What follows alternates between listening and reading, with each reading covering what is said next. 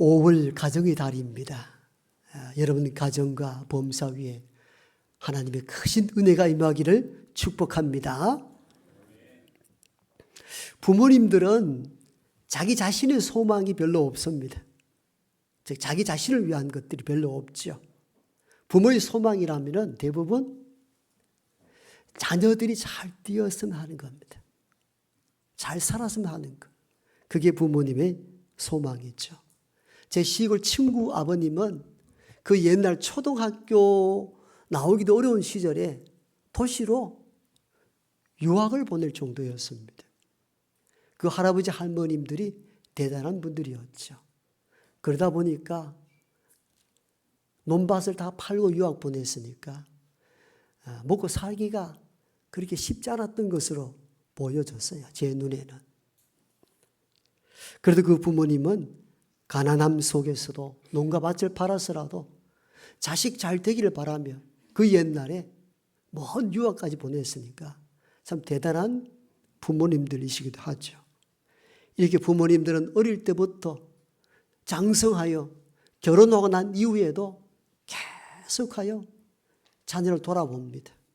여기까지 하면 되겠다 싶은데 또 이어서 또 이 일을 하고 또 자녀들 도와주기도 합니다. 이유가 무엇이겠습니까? 자녀가 잘 살았으면 좋겠다. 잘 되었으면 좋겠다는 그 마음 때문이죠.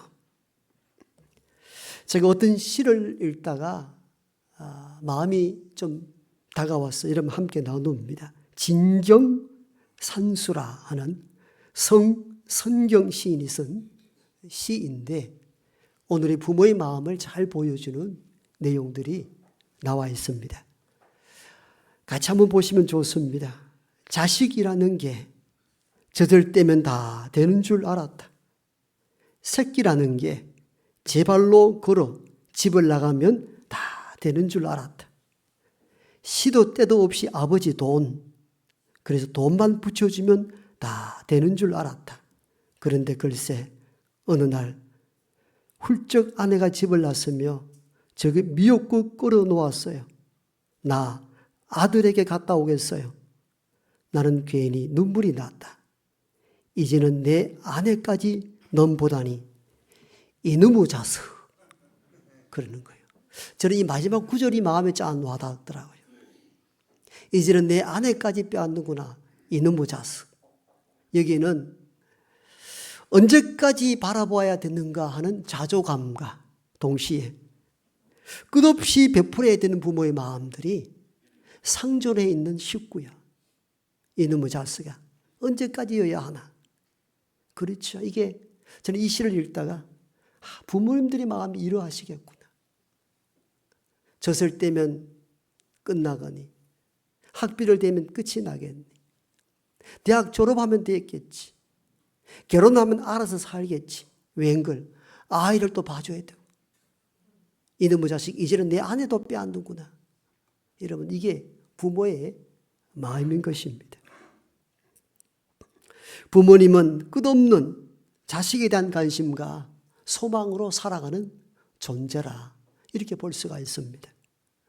자녀가 잘 되면은 내가 어떤 것을 성취한 것 이상으로 기뻐하는 것이 부모님이시기도 하십니다. 그렇잖아요. 나는 지금 좀 가난하고 어렵게 살아도 자식 잘 됐다 이렇게 하면은 그렇게 기쁠 수가 없습니다. 이게 부모 마음입니다. 반대로 애지중지 키운 자녀가 제대로 안 될 때 매우 슬퍼하는 사람은 자신이기보다는 부모님이십니다. 많이 아파하십니다. 제 친구 아버지 그 시골에 깡촌에서 도시로 유학을 보냈습니다. 논밭을 다 팔았습니다. 정말 똑똑하신 어르신으로 기억되는데 제 어릴 적 그 친구 아버지의 기억은 술 드시고 당산나무 그늘 아래서 날마다 인생을 한탄하는 그 소리가 아직도 기억이 나거든요. 어떤 소리인 줄 아세요? 난 이제껏 살아보면서도 그런 소리 들어본 처음이었어요. 술을 드시고 하늘을 향하여 이렇게 외칩니다. 날 벼락 줘보라고. 나를 벼락 좀 줘보라는 거예요. 저는 어릴 때 그게 이해가 되지 않았습니다. 그 친구도 50이 넘고 저도 50이 넘었을 때 시골 가서 친구와 오랜 이야기를 하면서 그때 아버지께서 왜 그러셨는가 살짝 물어봤습니다. 친구가 그 얘기를 합니다. 그때 유학 갔던 모든 친구들이 한국은행이다, 정부기관에 다 입사하여 잘 다니는데 이상하게 자기 길이 막히더라는 거예요. 뭔가 있었겠죠. 신원조에 뭐 걸린 걸 있었던 것 같아요. 그 얘기는 하지 않는데 그러다 보니까 세상이 원망스러웠던 것 같아요. 그러니까 날마다 술을 드시고 날 벼락조벌하면서 자신에게 그 지탄의 소리를 계속 하시는 걸 봤습니다. 친구 할머니 얼굴을 저는 지금도 기억합니다. 한 번도 웃음을 본 일이 제가 없습니다. 늘 우울하셨고 늘 슬픔이 가득 배인 모습이셨습니다. 원래 할머니의 모습이 그런가 생각했는데 저도 아이를 낳고 살아보니까 그때 그 아들을 바라보는 어머니의 마음이 얼마나 슬프셨을까, 얼마나 아팠을까. 지금에서 이걸 깨닫게 됩니다. 얼마나 슬프고 아팠을까. 논밭을 팔아서 유학을 보낸 아들이 길이 막히고 오갈 데 없어 날마다 술을 드시고 당산나무 그늘 아래서 인생을 한탄하는 그 아들을 봤을 때 어머니의 마음이 오죽했을까. 물론 그 이후에 직장을 찾아 멀리 떠나갔긴 했습니다마는 아직도 내 기억에 남아있는 생생한 그림이기도 합니다. 그래서 옛 어른들은 농사 중에 가장 어려운 농사가 무슨 농사? 잘 아시잖아요. 자식 농사. 일반 농사도 어렵습니다. 힘이 들죠. 땀을 흘려야 되고 수고해야 합니다. 그런데 일반 농사는 어떻습니까? 어느 정도 수확을 예상할 수 있습니다. 큰 태풍이나 병충이 없으면 어느 정도 땀 흘린 대가를 거둬들일 수 있는 반면에 자식은 예상할 수 없어요. 잘 키웠다 싶은데 어느 날 삐끗해 나가버리고. 그래서 가장 어려운 농사가 자식 농사라. 어르신들이 그렇게 말씀하셨고 그게 사실이기도 합니다. 그래서 많은 이들은 이렇게 고민합니다. 어떻게 해야 저 집의 아들처럼 딸처럼 잘 키울 수 있을까?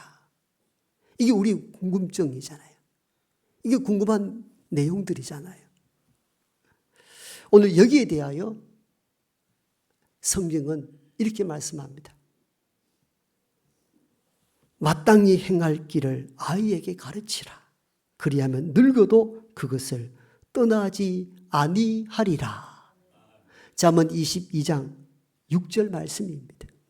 마땅히 가르쳐야 할 것 아이에게 가르치라.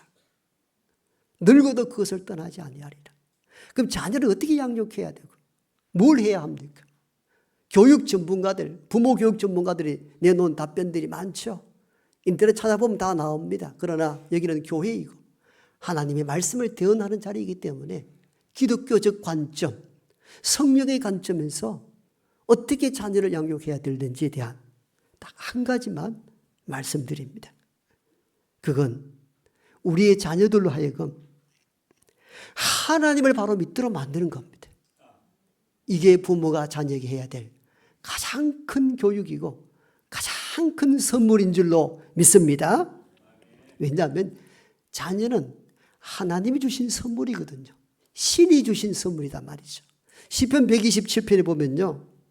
자식은 여호와의 주신 기업이요 태의 열매는 그의 상급이로다. 아멘. 태의 열매는 하나님 주신 선물, 상급이단 말이죠.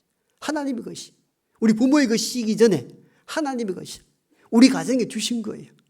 그렇기 때문에 이 비밀을 깨닫는 저와 여러분들은 이 자녀를 하나님과 분리되지 않도록 하나님 신앙 안에서 자라도록 양육해야 합니다.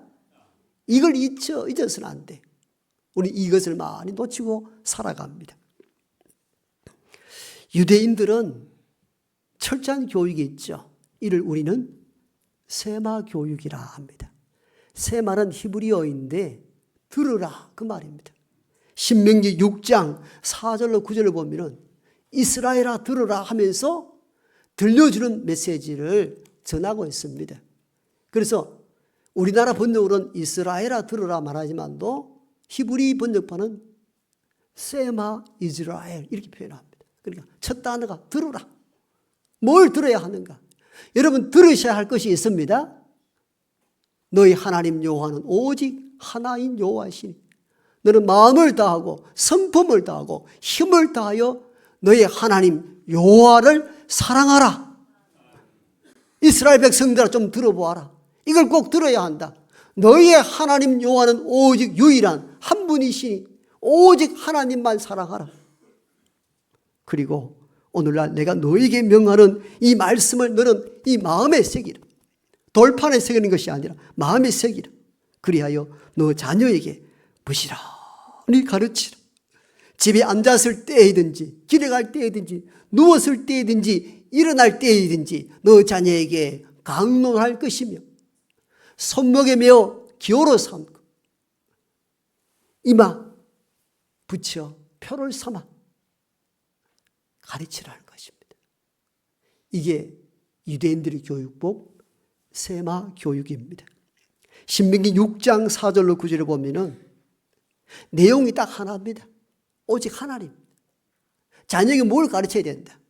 오직 하나님은 한 분 외에 달리 없고 그 마음을 이 말씀을 마음에 새겨서 앉을 때나 누울 때나 길을 갈 때나 항상 이 말씀을 자녀에게 가르치라는 것입니다. 부지런히 가르치라 말씀합니다. 세마 교육의 핵심은 세상 학문이 아니고 오직 하나님 신앙, 이것이 교육의 목적이었습니다. 세마 교육 방식을 찾아보니까요, 반복 교육입니다. 그래서 밥 먹을 때, 일어날 때, 누웠을 때, 들어가며 나오며 이 반복이거든요. 그래서 교육은 반복입니다. 한 번 말씀하니까 알아들어서 그대로 사는가? 그렇지 않습니다. 부모님들이 잔소리를 왜 많이 합니까? 안 고쳐지니까 잔소리를 하는 거죠. 이게 잔소리라는 이 의미는 좋게 해석하면 반복 학습입니다. 반복하는 거예요. 될 때까지 반복하는 거죠. 세마 교육의 핵심은 반복입니다. 다 이 말씀을 계속 반복하도록 만드는 거예요. 잊혀지지 아니하도록. 왜? 떠나 있을 때도 하나님 멀리 떠났을 때도 언젠가 이 말씀을 통하여 돌아올 수 있는 기회가 되기 때문입니다. 계속 말씀 반복하는 거죠. 그 다음 세마 교육의 특징은 질문입니다. 왜 우리가 하나님을 사랑해야 되는지, 하나님은 누구이신지, 이걸 계속 질문과 토론 형식으로 하는 것이 세마 교육의 교육 방식이기도 합니다. 그리고 세마 교육의 핵심 교사는 부모입니다. 부모가 가정에서 자녀들에게 이 말씀을 계속 가르치는 거죠. 여러분, 오늘날 이 보십시오. 우리는 이 일주일 기나긴 시간 속에 주일날 한번 나와서 예배 드리고 예배 속에서 말씀이 전해지는 시간은 20분에서 30분밖에 안 됩니다. 그 시간으로서는 신앙교육이 너무너무 부족합니다. 결국은 신앙교육은 가정에서 출발되어야 합니다. 그럼 성경의 교사는 누구여야 하는가? 목회자가 아니요, 가정의 부모여야 합니다. 부모가 늘 말씀을 읽어주고 기도하는 훈련, 하나님은 누구이신가, 우리를 얼마나 사랑하신가를 계속 가르쳐야 됩니다. 이게 세마 교육 방식입니다. 부모가 성경의 교사가 되는 것입니다. 그리고 앞에 말씀드린 것처럼 암송과 토론이 결합된 교육, 마지막 사람됨, 인성과 신앙교육, 이게 세마 교육의 핵심 방식이기도 합니다. 이 세마 교육을 언제부터 실시하는가? 전통적으로는 아이가 말을 이해하기 때부터 시작되고, 좀 더 빠른 사람들은 생후 2개월 때부터 그가 듣든지 못 듣든지 이해하든 못하든 이 말씀을 계속 딱지가 안 들 정도로 반복하여 외우고 가르치도록 합니다. 이 세마 교육을 인하여서 오는 결과가 뭐냐면, 이 교육받았던 유대인들은 하나님에 대한 신앙이 철저하더라는 거예요. 그리고 어디를 가든지 유대인이라는 정체성을 확립하는 것. 그리고 항상 질문하고 토론하는 사고방식. 이런 방식으로 양육된 유대인들이 세계 노벨상 22%를 차지했습니다. 통계가 나온 25년도 통계입니다. 이스라엘 백성들이 흩어져 있는 백성까지 다 포함해서 유대인들이 얼마나? 한 1,500만 명 추산하는데 이는 전체 지구 인구의 2%에 해당합니다. 2%에 해당되는 유대인들이 22%의 노벨상을 차지하고 세계 경제를 거의 주도하고 있습니다. 그래서 세계 교육학자들이 도대체 유대인들은 어떻게 교육하길래 이런 인재들이 길러지는가? 직접 이스라엘 찾아가서 봤더니 특별한 교육이 없더라는 거예요. 그런데 가만히 보니까 가정 속으로 들어가 보니까 가정에서 세마교육이 진행되더라는 겁니다. 어릴 때부터 말귀를 알아들을 때부터 말씀을 이해하고 하나님의 신앙으로 철저히 양육하더라는 거예요. 오늘날 한국의 부모님들도 유대인 부모 못지않게 자녀 사랑, 자녀 교육열이 대단합니다. 높으면 높았지 낮지는 않습니다. 그런데 한국의 부모들과 유대인 부모님의 교육관 차이가 있더라고요. 한국의 부모들은 주입식 교육. 계속 주입만 하는 거예요. 학교 교육도 그렇잖아요. 그리고 높은 성적, 명문대, 그 다음 결과를 중시합니다. 뭐 하다가 실패하고 실수하면은 잘 알아봤다. 비하하고 비난합니다. 유대 부모님들 교육과는 다릅니다. 계속 질문하고 토론하도록 합니다. 지혜와 창의력을 중요시했고 자아 실현하도록 만들었고 결과받은 과정을 중시했습니다. 그래서 유대인 부모님들은 뭔 일을 하다 실수하고 실패했을 때 이런 목적을 향한 과정으로 여겼습니다. 그 실수와 실패가 쌓여서 어떤 목적을 이루신다는 거예요.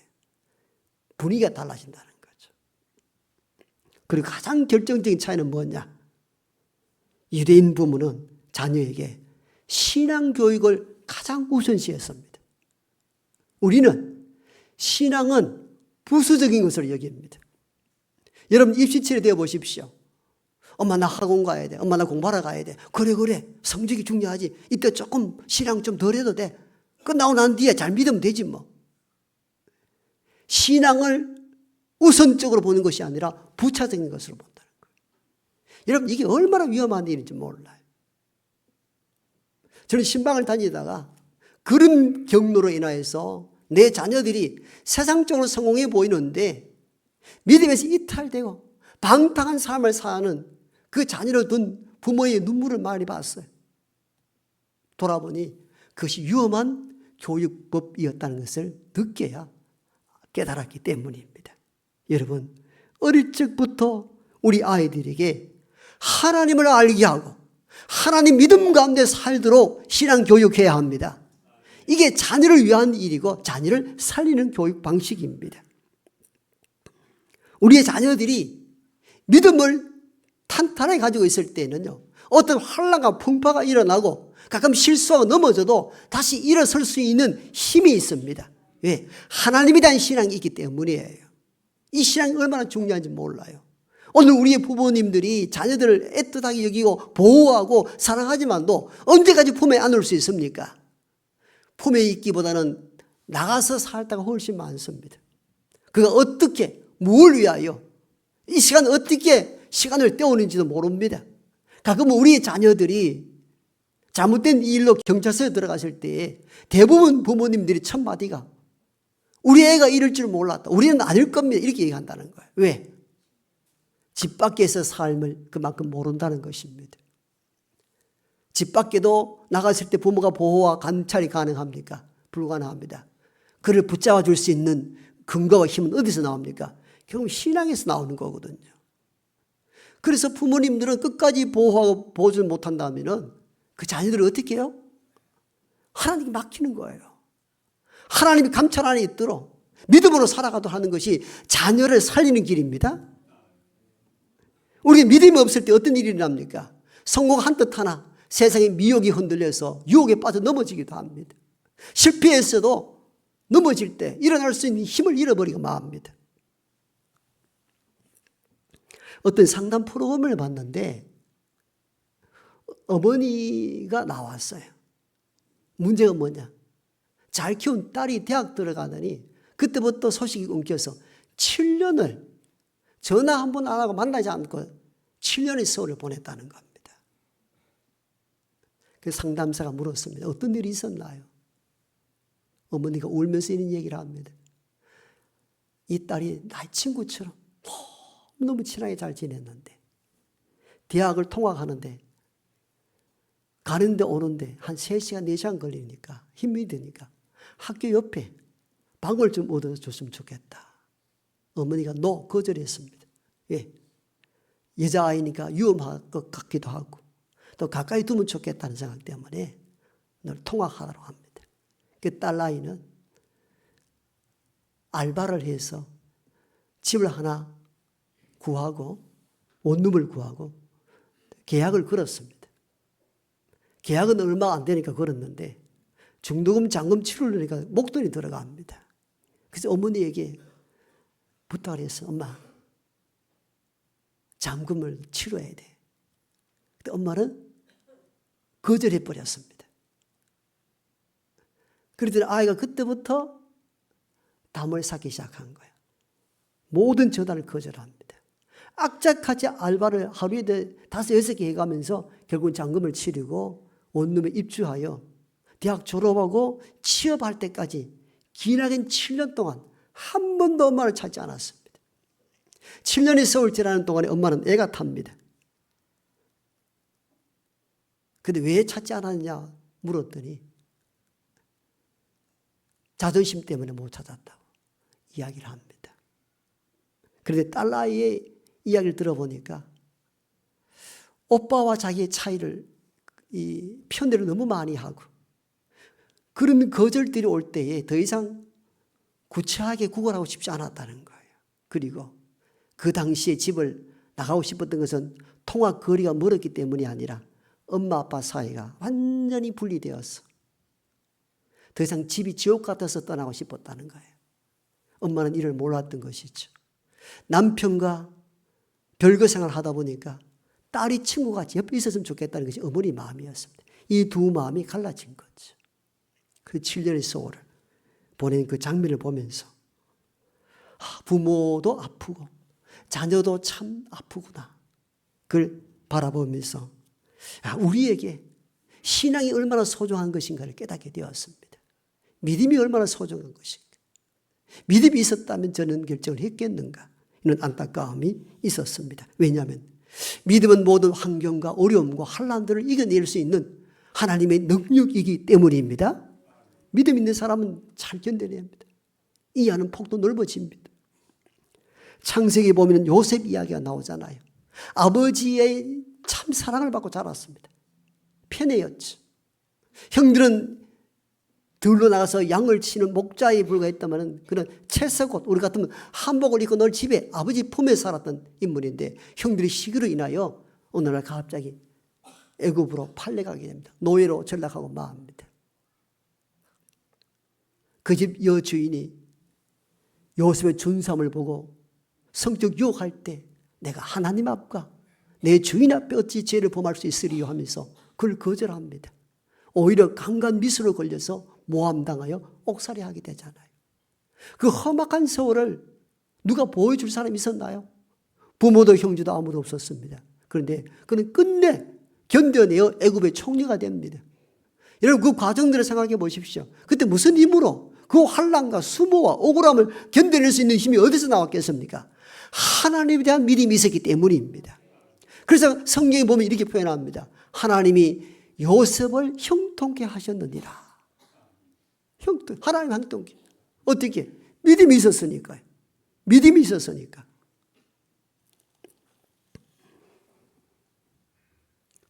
우리의 자녀들이 세상적으로 더디 가더라도 신앙 붙잡고 있으면 된다는 믿음을 가져야 합니다. 그게 믿는 부모가 해야 될 역할입니다. 오늘을 살아가는 모든 부모님들은 자녀가 잘 되기를 바랍니다. 그것이 유일한 소망이기도 합니다.